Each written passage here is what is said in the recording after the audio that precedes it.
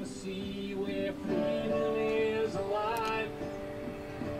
His shots from the woods, take on 45.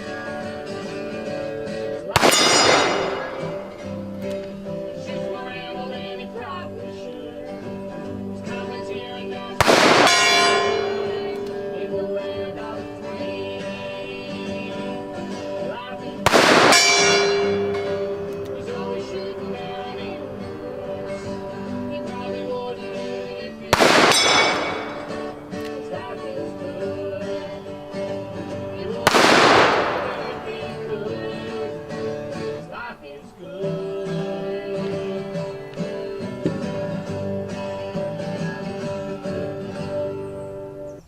Yes, Hickok 45, your internet shooting companion, coming to you from the beautiful hills of Middle Tennessee. Tennessee, the home of Davy Crockett and many others. Glad you're here. Glad I'm here. Glad we're all here. It's another Sunday morning shoot around. Again, disclaimer, this is Sunday, so it's yakking and shooting. Different sort of video, right? Even more brainlessness than you get during the week. All right? So trolls, move on. Now, glad you're here. You probably recognize this firearm, don't you? It's a 44 Magnum, model 29. The one I've had for a couple of years, like 48 years. I just needed to get it out and shoot it. I've been doing a lot of polymer pistols lately. Well, with some other interesting things interspersed in terms of black powder and others, but just a lot of polymer and a couple of different days, and just like last week on the Sunday video and everything, I just need to shoot some good old revolvers, something wood and steel, brass and lead, and I guess it's always brass and lead, right? Almost. And yeah, just need to do that, get all that polymer out of my bloodstream if I can, at least for a little bit. All right, not that there's anything wrong with it, but yeah, it is what it is. And I have so I brought a couple of 44s. You might notice, I don't know if you can see, I'm sporting a new holster. This is the Diamond. What's the the Guide's Choice at Diamond D custom leather. Yeah, Diamond D custom leather. Yeah, that they make out of Alaska. Came in this week, and for my big Anaconda, I'll probably shoot it too. It's a 44 day. Okay.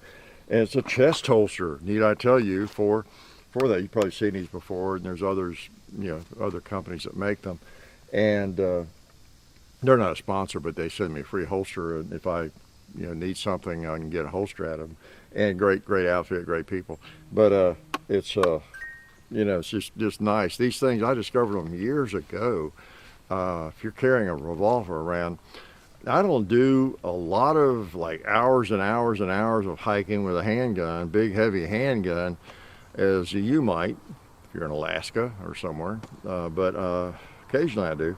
But I was just with this beautiful Anaconda, excuse me, 8-inch, which is unloaded. But I thought, I need a really nice holster that is fitting, that befits this beautiful revolver. That's what I thought. Oh, and again, the reason I put it on today is I'm pleased to have it, but it also fits just fine with this end frame, this big old, my Model 29 with the long barrel, because the barrels are about the same length. So that's kind of nice, isn't it?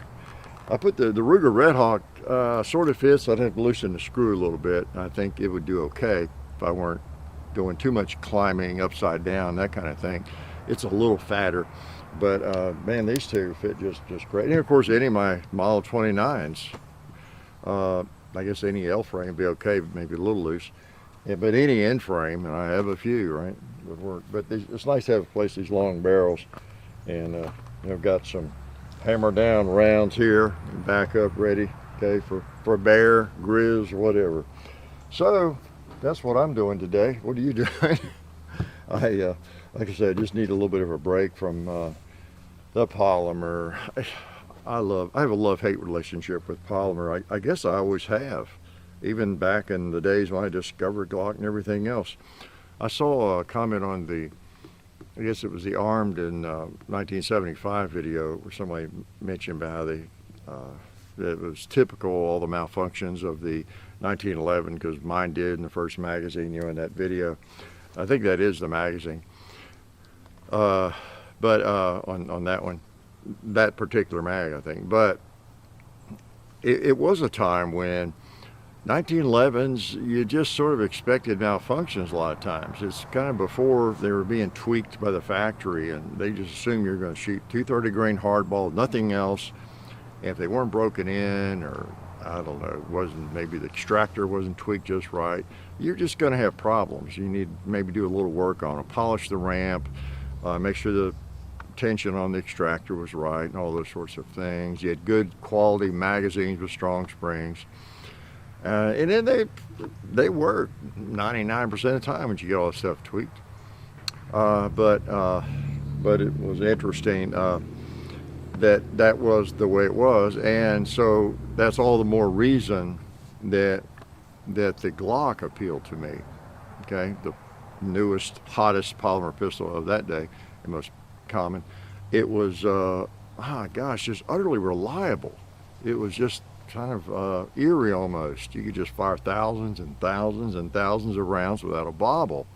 And for a semi-automatic pistol, that was really impressive. Now, many of you who are younger, surprise, surprise, you could go to the gun shop and pick up 10 different new polymer pistols, a SIG and M&P and different models of them all, and Glock and everything else, and go out and shoot all the ammo anybody could bring to you in a dump truck. You might not have a malfunction, I mean, so that's kind of common today. That's just common today. If we have a malfunction with one of these, it preys on our minds, doesn't it? Because we don't expect it. It just should not happen. And Glock pretty much set the stage for that in a lot of ways. So if you're making a polymer pistol today, you're coming out with one, you better make sure it's about 100% reliable, if that's possible. Okay. So anyway, different times, and different orientation, different thinking. Yeah, different thinking.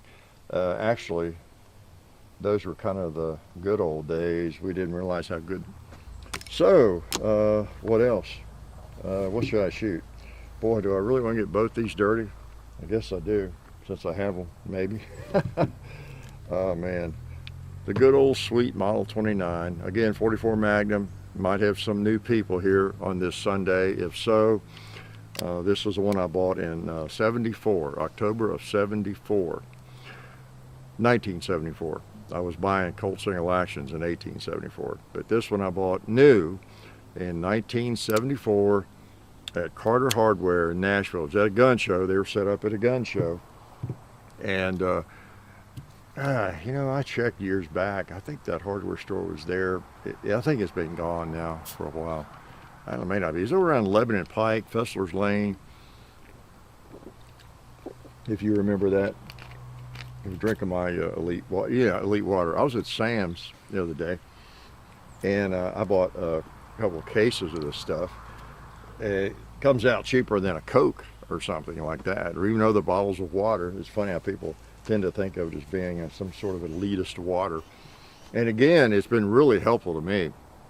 I don't care I would pay twice what it costs because it was very sparkling water, any brand, and they're all about the same price.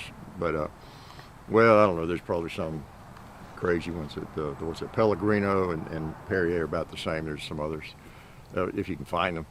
But it was extremely instrumental in keeping me, getting me really started on a keto way of eating and drinking and everything, and getting off of soft drinks totally. I've done that several times through my life off and on, but I always get back on one thinking, oh, diet drink is not bad. Well, yeah, they are. And so, water, mineral water, sparkling water is great because you get a little bit of a bite with it, and there's nothing in there, harmful.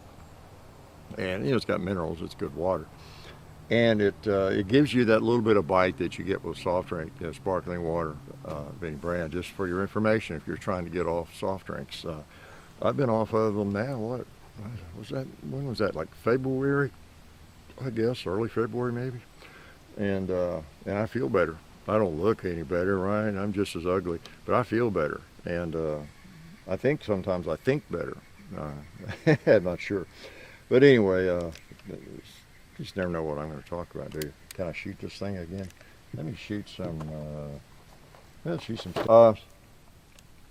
And I was going to remind you. Oh yeah, of something that it keeps coming up are these scammers. So I'm going to mention it probably every Sunday, maybe just briefly.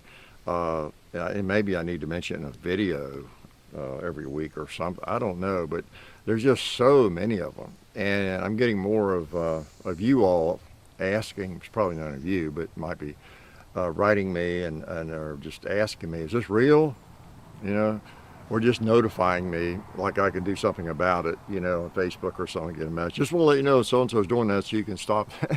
I can't stop it. There's nothing you can do really much. I've talked with, it's the scammers that come on. They almost always reply to one of your messages, one of your comments. You all have seen this all over YouTube.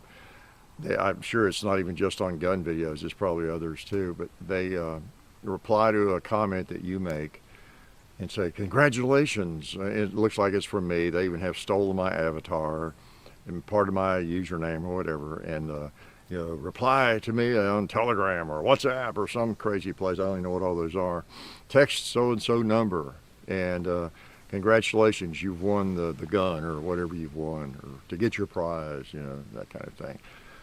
Anybody you would think with any sophistication who's been on the internet for more than 6 months kind of knows that stuff is a scam, right? And again, if you know me, I'm not going to be doing that on the comments of a video. And I mean, it's like my email. I literally, and I'm sure you're the same way, maybe not as bad, but I've had the same email address since email came about almost. Okay, so I have to go to my spam mailbox, really a couple times a day, and I could go in there right now. I was just online 3-4 hours ago, but I could go in there right now, and there's a long list of spam things that have been spammed out, and every one of them is spam. It's rare I find anything in there buried in there that's valid, but you have to look because sometimes it is. And I just look at all of it. Go there, okay, click delete all and delete it. I mean, I have to do that. If I didn't do that for a week, it'd be a mile long, and I do need to skim through it because sometimes there'll be a valid message embedded in it. That's just the way of the internet. I mean, look at the trolls, the haters, and all the stupid stuff you see on the internet. That's just the way it is. I get emails, I don't know if this has happened to you, but I have gotten emails. I mean, the scammers are so good at this. They're so sophisticated these days. They know exactly what to attack, of course. How many emails do I get a week, supposedly from Amazon, or Netflix, or some service that most people use, because they know that'll get your attention. They say, your Netflix account is expired, or your email, on that email is about to expire, or did you mean to delete your PayPal account, or what? I mean, all that kind of stuff that to get your attention. If they know your bank, things like that. I got an email, so it's to the point where you just ignore the legitimate email. I got an email from, I think it was my bank, and I was supposed to said to click on this if you want something else, or to check on stuff. I don't know what it was, but I looked at that. I thought, man, that's a really good scam. They got the logo just right and everything, and I wasn't gonna. I called the bank, and or I emailed or did something. This was about a year ago, and yeah, that was legitimate. Yeah, that was real. Yeah, that was from us. Okay, so you almost cannot get communication from anybody and know whether it's legit or not. It's just the way the world is. The great thing about the internet and social media and all that is that everybody can participate and everybody has a voice. And you can communicate so easily with people. that's also all the negative things about it, right? So it's easy to try to fool people. So all I can say is try not to be gullible. I don't know. I've addressed it with YouTube, and they're well aware of it. They're working on some things that might help, and they wanted input about it, you know, because I had complained about it, brought to their attention several times, and actually had a meeting about it online with them. You know, a good chat. There's some things they're looking at, but I can't share it. But and there was a couple of things that they were looking at that I don't. You don't want to do that. You know, if you make it so hard for anybody to participate or leave a comment, that they're not gonna like that. You know. So, but anyway, I don't know. It's just crazy. You know, the way people are, and they want to take advantage of everybody. So anyway, be smart. And I tell you what, when you see one of those, and I have put filters in. Unfortunately, gosh, you have to filter so much, and it ends up filtering things out. So I'm sorry if you leave a comment that gets filtered out. But I mean, you just have to overdo the filter, and they still get through some of them. And the filtered comments, if I skim through them, they're loaded with them. So a lot of them, most of them, do get filtered out.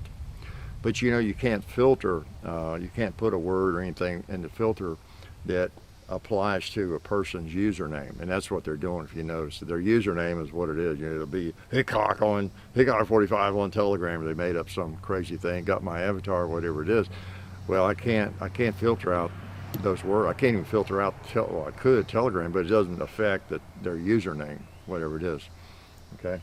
All right, that's enough on that, and I'll let the scammers run our lives. You just have to not believe much that you see online.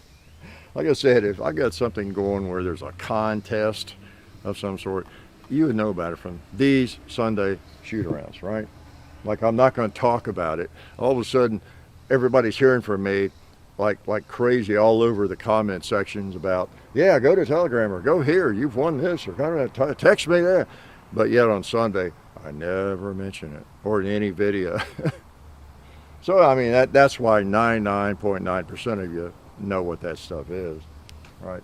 Okay, not to insult the other 1/10%. Yeah, it went through the paper. It should. That's powerful stuff. Let's pop a 2-liter. Boom. How about a cowboy, cowgirl? Right in the middle. Could be a cowgirl, you know. Could. How about a hog? These are pretty hot. Good hog round. Yeah. Boom. That other. You notice in the opening, I don't think I missed on the gong, the red plate, or anything. And I was thinking as I was shooting, I really should not miss, even though that was a 300 grain load bullet. I shouldn't miss too often with this gun. Why is that? Yeah, good answer. I should not miss too often because, you know what, I should have this here in case I need it real quick, right? Here we go. Because I've shot it, you know, 75,000 times probably now. And, you know, it just feels like an old friend for some reason. I wonder why. Man, those are hot. I'm always surprised. You know, sometimes the standard range ammo, I guess if there is such a thing, a standard range ammo in 44 Magnum, sometimes it's weak, of course, because it's not designed to be a hunting round or anything. But I think the American Eagle in the 44 Magnum is, and 357 the same way. It's pretty warm stuff. Okay. 'Cause I never really noticed a big difference going like the Fusion or even the Hammer Down. It's not like all of a sudden you're getting a big kick. It's because it all kicks pretty hard. I guess I shot this Anaconda just a week or so ago, and then done video with it, so I'll just leave it in its pristine state for now. I will let you have another good look at it. Ain't it beautiful? Ain't it beautiful? I really like as you know, I really like it. It and my 29 here, these are my two primary big caliber target revolvers now. More hunting if I was a hunter. I just like them both quite a lot. And you know what I have noticed here shooting this one? You know, maybe I ought to shoot that one. Let me do that right now. What's fresh on my mind? I noticed that my Model 29, I'll shoot the same ammo in order to compare, right? Apples to apples. Sorry I called you an apple, little guy. Oh, good thing I shot that while it was up.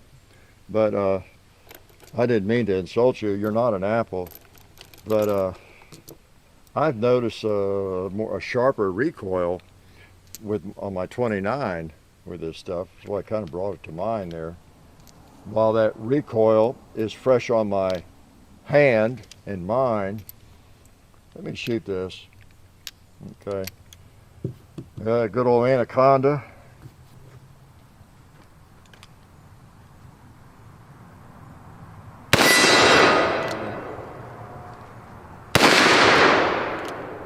Okay.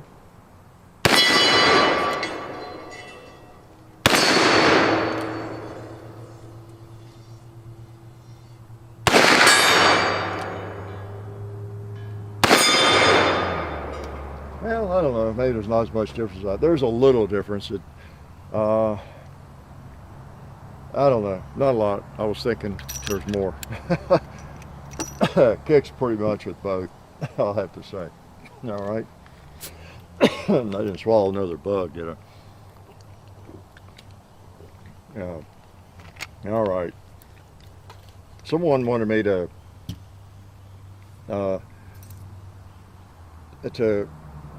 comment on the Wilson combat grip for the P365. You know, I had all that stuff out recently, and the video we did on the new SIG and everything. The new Wilson combat grip, I got it wrapped up in tile and grips, really. And then I thought, well, I don't know, you know, I was going to maybe do a video on this, but yeah, I don't know. It's just with the grips on it, it's kind of the same as the regular one. And I'm not going to take them off. But my only comment on the Wilson grips, and I think I told you I ordered the Wilson grips for the P365 and mistakenly ordered the XL length. Or either that or they sent me the wrong one, but I think I just ordered the wrong one, I guess. And I was glad that that happened, and because I really prefer the XL length.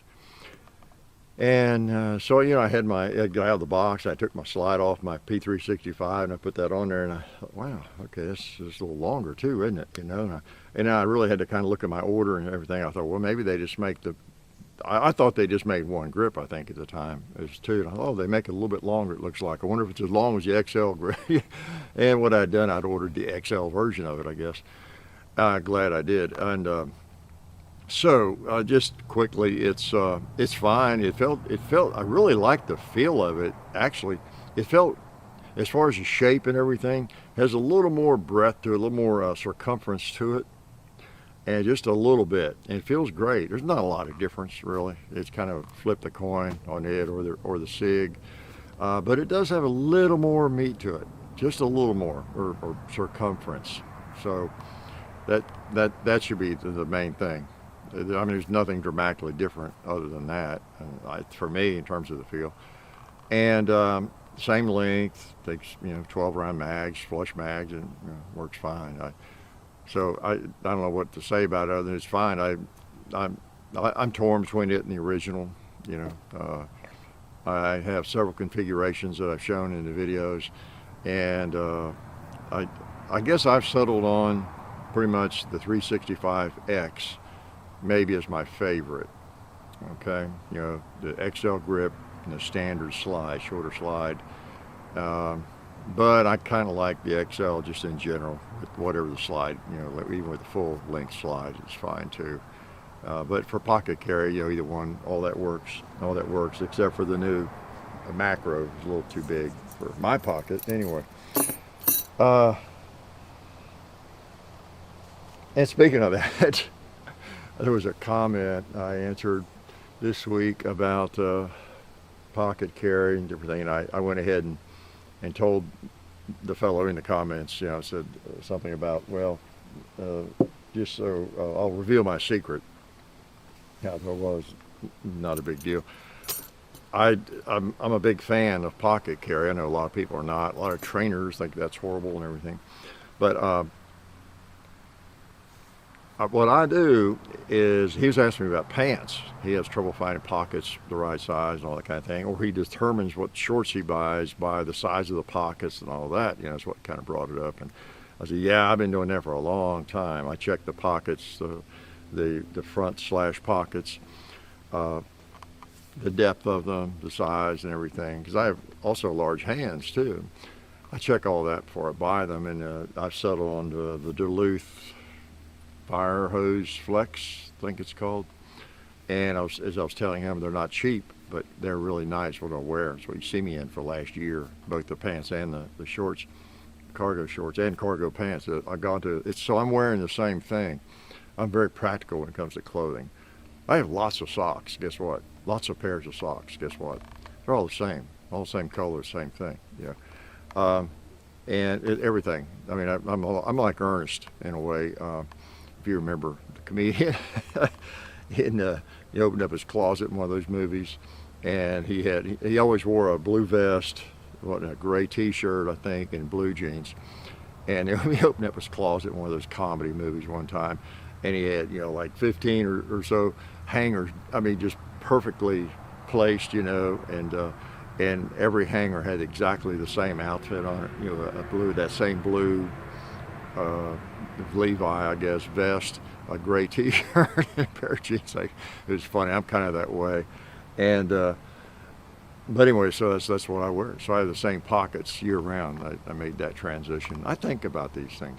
But anyway, one of the things I shared was that I also took this from John Wesley Hardin, reading his autobiography and some biographies of him. He had a vest. He had a tailor have a pocket put in the leather vest, so we could carry there's an 1860, a cutoff model 1860 44 in a pocket in that vest. I think that's the one he had, and they didn't know, and he broke jail because he had that inside pocket, or something like that. But anyway, I have been taking my pants to a seamstress and having her, in this case, rebuild the pocket, mainly add an inch in length and square it up and everything. So that is something you could do if you are a pocket carrier and you don't like the size of your pockets. Okay, so something to think about. Maybe you hadn't thought about that. Let me shoot this. You know what? I'm gonna give myself a break. I'm gonna shoot some 44 specials. Okay. Oh, did you notice that Carolyn Maloney, New York Congresswoman, famous for her interview with Tucker Carlson, on the barrel shroud deal. Hopefully you saw that. I see she got unseated finally after about 3 decades, so she won't be able to participate maybe in any of those brainless interviews anymore. Well, she was the brainless one, of course. So it was interesting. I hadn't heard anything about her in a long time. I mainly just know about her from that famous Tucker Carlson interview about she wanted to ban barrel shrouds, but didn't know what one was. And if you haven't seen that, you Google it. It's great. It's on that. I think I linked to it in that video that we posted with Tucker Carlson when he was here. But you can find it if you Google it. All right, let's shoot some 44 special for a kinder, gentler experience.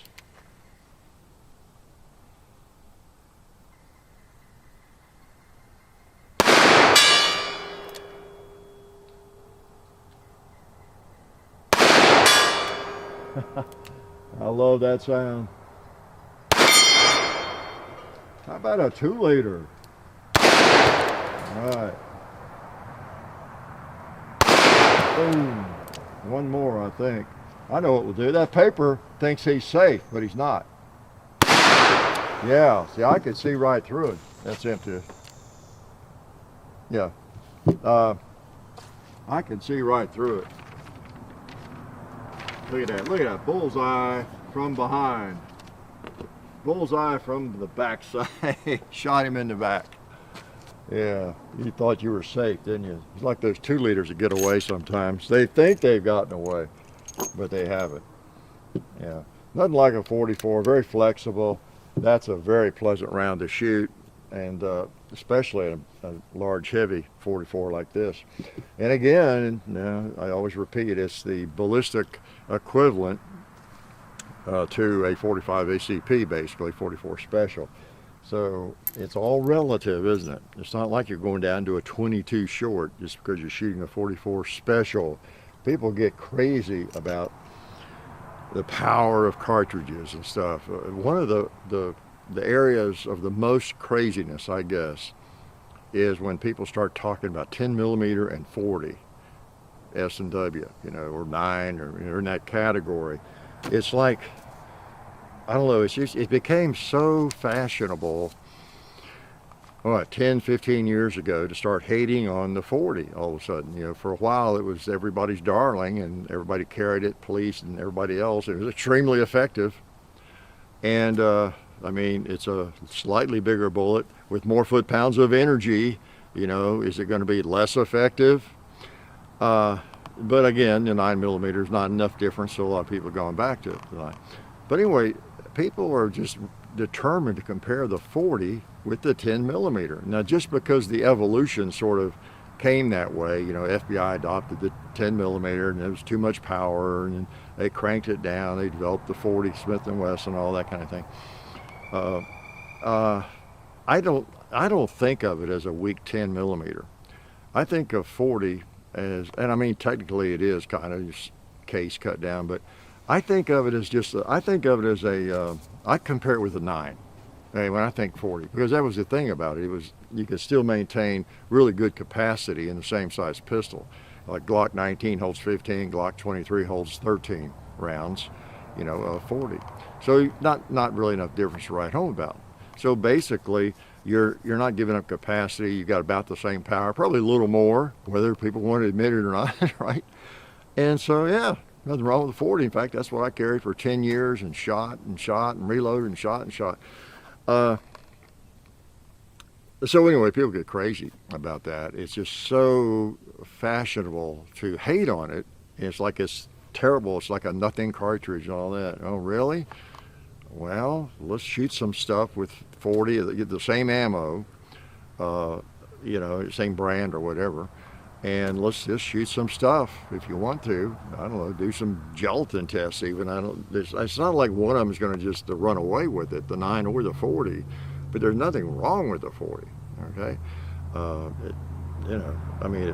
It gets clicks when you trash it, I guess, but it's fine. I mean, if I knew someone was coming to get me in a few minutes and say, here you go, you can take this Glock 19 or you can take this Glock 23 and here are all the extra mags you want, stick them in your pocket or your belt. But someone's coming after you through those woods in a little bit. Well, I'd probably take the 40, knowing it's coming. I'd take a 10. I'd take a shotgun first, but you know what I'm saying? There's nothing wrong with it. So how do I get off on all that? I kind of changed because I was mixing them up too much with the magazines, all looking alike, and the guns and everything. So I need to settle on one or the other, And of course, one thing that affects that is ammo availability and pricing and all that. And as people do decide whether it's legitimate or not, that a 40 is terrible, and there's less ammo available, and maybe even reloading components, bullets and things. Well, then it makes 9 even a better choice, right? But comparing with a 10 is silly.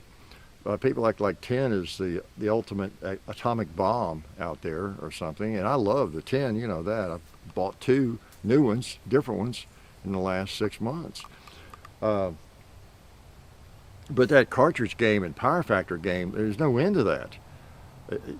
I can sit and listen to you talk about how great the 10 is all day, and then I'll say, well, let me tell you about the 44 Magnum, My 44 Magnum trumps your 10 every time. And then the guy over there says, well, guess what? My 54 Colt trumps your 44 Magnum every time. Then the guy over there says, well, my 460 trumps both of you. There's no end to that, right? Then 500 Magnum steps in, okay? So it comes down to the round for the intended purpose of it. Like well, today, actually, yeah, I have my 642 today I'm carrying, okay? Normally, I'm carrying a 365, with this. Why don't I carry a 10 in my pocket? on my belt, or a 500. Well, obviously they have more power and they're more effective, right? If you ever had to use them. But you're probably not going to have it. The bigger you get, it's like the guy that brags about having always carrying nothing but a 5-inch steel government model 1911. Well, he might do that. I did that for several years. He might do that. But then again, I'll bet you I could catch him without it. I'll bet you if I followed him around, I'd catch him at times without that. He won't catch me without this or my SIG, ever. Yep. So, something to think about, maybe, but don't think too hard. There's nothing I say is going to need to be thought about too deeply, right? Okay, I got this thing dirty just because of you all. So, right, I blame everything on you all. Let's shoot some of these Fusion through this. Yep. I was thinking it would just be my revisit with, or a visit for me with the Model 29 today. But, you know, well, why not? So, you can holster this thing, got it loaded. It also has a hammer. I don't know if y'all can see down this far. Yeah, it's got a hammer loop. Oh, it works. Okay, I thought I need to loosen it up a little bit. So I could climb mountains, run from Grizz, or guess what? If Grizz is chasing me up a mountain, I could run and not lose my gun. And whatever I'm wearing is pretty accessible because I could wear this outside my jacket, right, my coat. I could just get tired of running and turn around and say, no more, dude, and shoot him or shoot at him, right? And blow that 2-liter out of there with a Fusion. Let's put a Fusion on the gong.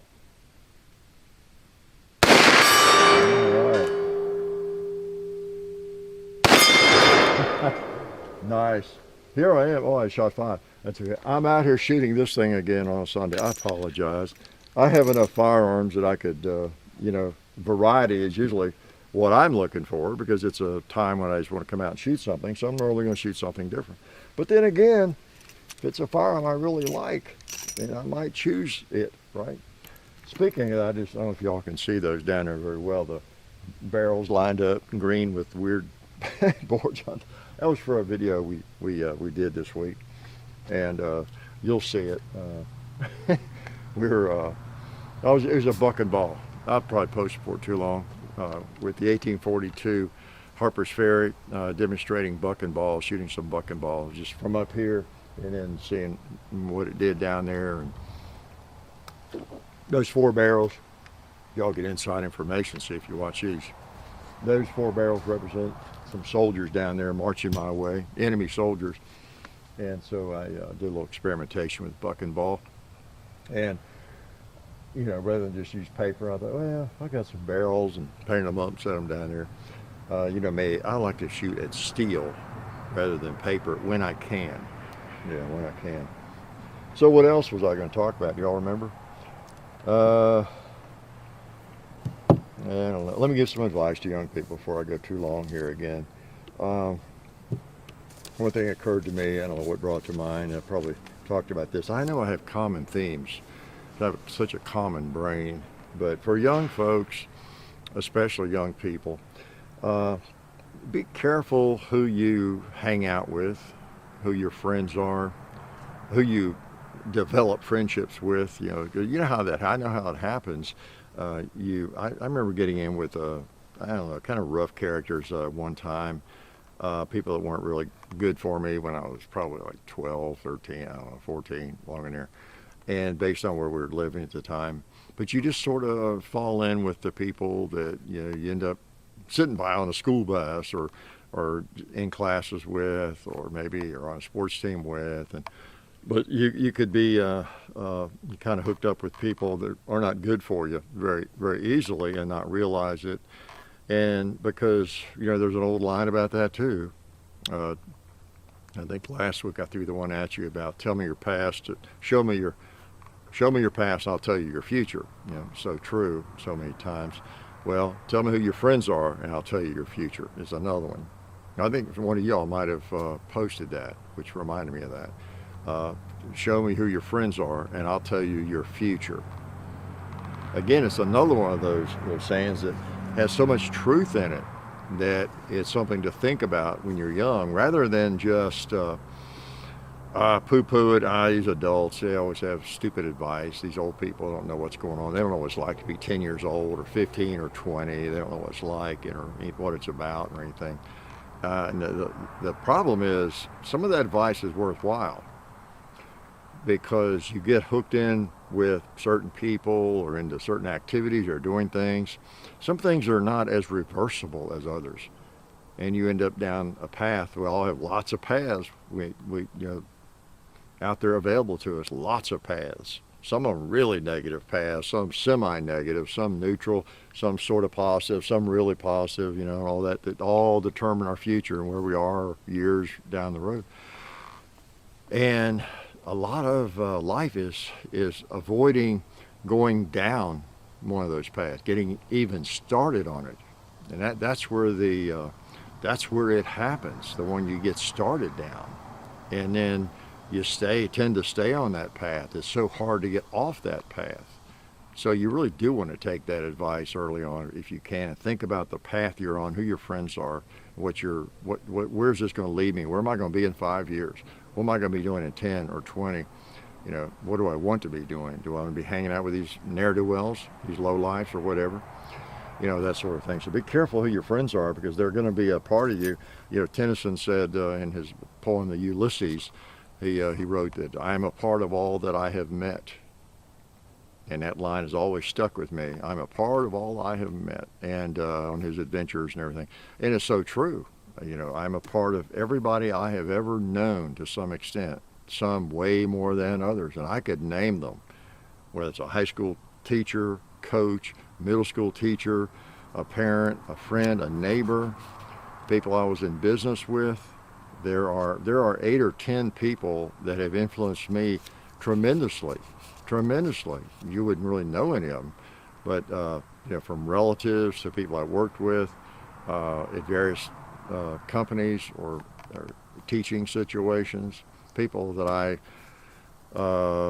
admired or was impressed with. They did things I thought the right way, or they had an attitude or sense of humor or whatever it might have been, the way they went about their job, and it all created an impression on me, and it makes me who I am.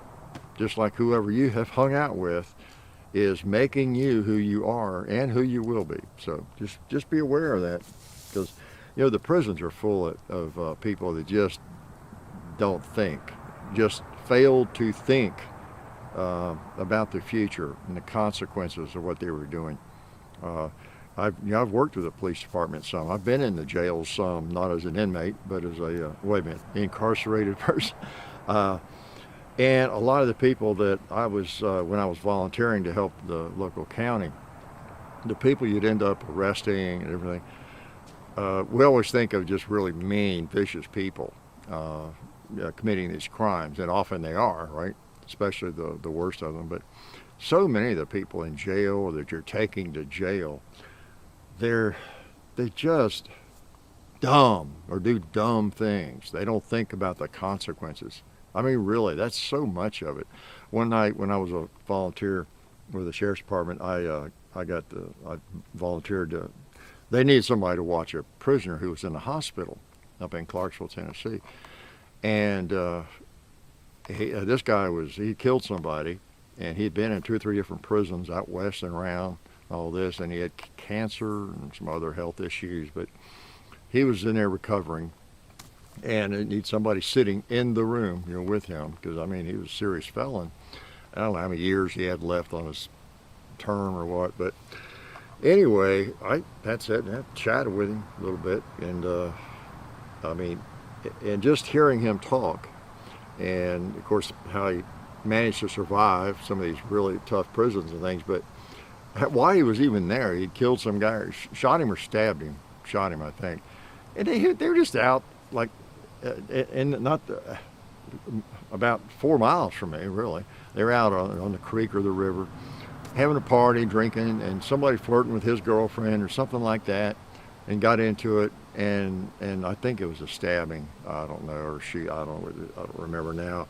He kills some guy over this, you know, and they've been drinking, and the guy really didn't seem like a bad guy. I mean, he really didn't. Of course, a con can con you, right? But you know, just an old country guy, and you know, and there he goes. He's down now. He's prisons all over the place, and because he did it, it was, you know, it wasn't any way he could lie out of it. I think people saw it and everything, and you know, just not thinking past his nose. Yeah, I'm mad at this guy. I could kill him, and I did. But what's my tomorrow going to be like? What's my next year going to be like? What's the rest of my life going to be like? You know. So a lot of it is just thinking down the road. You know, where you want to be, who you want to hang out with.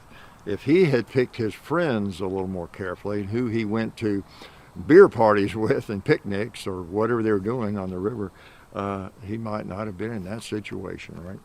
But anyway, just be careful who you hang out with, because you really are a part of all that you have met and all that you are meeting and all that you will meet. Okay, it's the best. That's some of the best advice I can give anybody, I think.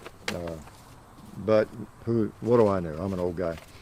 So, all right, what should I shoot? Can I shoot this beauty again before I let you go? Let me make sure there wasn't something else. Hope you enjoyed that SIG video, by the way. I've already sent the SIG macro back because I see you need to do another video with it. But yeah, SIG is just really blowing it out, no doubt about it. No doubt about it. We've had some fun this week with, I can say, with the old 1842 Harper's Ferry right here, which you'll be seeing. Had the old powder pistol out. You might have seen the short I posted with that. We did a little more with it, some shooting. The fall is the time I like to do a little black powder the most. Something about it. I'm not sure what it is. Well, I guess I do know. In the fall, you know, when the humidity's down, it's been kind of like that lately. The humidity has not been as bad. It's not really fall, but I started getting the black powder itch for some reason. I know there's a fairly famous frontiersman that I'm apparently related to. I don't know, but I must have that in my blood or something, because I smell the white smoke just drawing me in when the fall approaches. Like maybe if you ever played football, I'm sure you get that same feeling when August and September roll around. You just feel like you should be rolling around and doing calisthenics in the grass, right, with a helmet on. Yeah, it's been nice to get that stuff out. I want to do a little more of that. I know there's not as many people that like that. It always kills me. I post a video on this gun or the SIG or something, have 100,000 views before long. Muzzle loading video with a really unbelievably cool Civil War rifle, one made in 1846 or 1861 that was actually used in the Civil War, and show people how to load it and shoot it and enjoy it, and it's 60,000 views or something. It's just the differential is always like, oh my gosh, what's wrong with this picture? This is the cool gun, not the SIG. But they're both cool and they're all cool, and I do them anyway. I love it. We never chase the view thing. Obviously, you'd see more clickbait, wouldn't you, if that was true, and titles and thumbnails and all that. But I just like them all, and that's what we do. Just do videos like this, or woods walks, or just any number of things. Deep woods thought. We haven't done one of those for a while, and I have a lot of deep thoughts, believe it or not. And so we just do what we enjoy doing. Meanwhile, at the same time, doing things that you all want to see and that you request, and we know you'd like to see, learn about it. So it's a mix. It is. I mean, you're doing something like this, you want to kind of meet the demand. What is it people enjoy the most? But I guess I'm a little selfish, because I'm also thinking about what I enjoy a lot. I'm not sure what to shoot next. I'm going to shoot, let's shoot the Fusion. Let's shoot some Fusion through this baby. No, I've got them both dirty. Let me go ahead and shoot the Python. I really didn't plan to to be in the cleaning business with it again today, but since I am, and I keep calling it a python, don't I? I wonder why. It looks like, yeah, the old Anaconda. Get Anaconda in my head. Anaconda. They should have written it on the barrel. Oh, they did. Anaconda. All right. Oh, beautiful, beautiful revolver.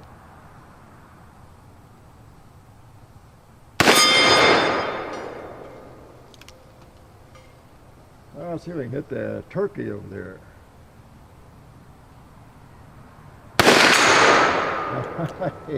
Boy, did he shake.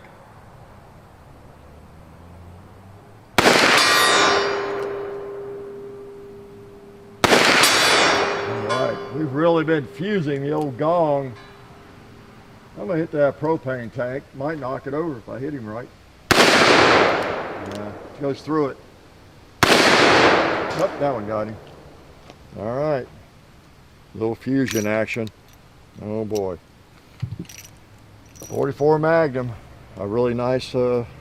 And again, it's nice to have the specials available. The only difference is with 44, you're probably going to have a harder time finding 44 special ammo than, say, with 357 finding 38 special ammo. Although 38 special has been hard to find lately, right? But during normal times, even where you can always find all the 38 special you want, you might have trouble finding 44 special sometimes. Just depends on how much you shoot. You can always find a box somewhere, but if you are a volume shooter, you might want to reload.